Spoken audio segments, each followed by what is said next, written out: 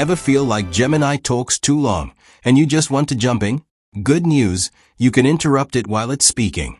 Here's how to turn on this feature. First, open the Gemini app on your Samsung Galaxy S26 Ultra. Tap your profile picture in the top right corner. Scroll down and tap Settings.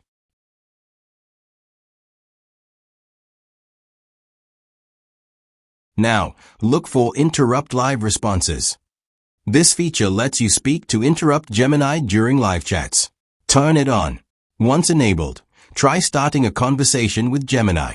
While it's talking, simply start speaking. Gemini will stop and listen to you right away. This is really useful if you already understand the answer or want to ask a follow-up question without waiting. If you prefer to let Gemini finish talking without interruption, you can always turn this option off.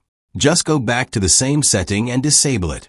And that's how you can interrupt Gemini while it's talking on your Samsung Galaxy S26 Ultra.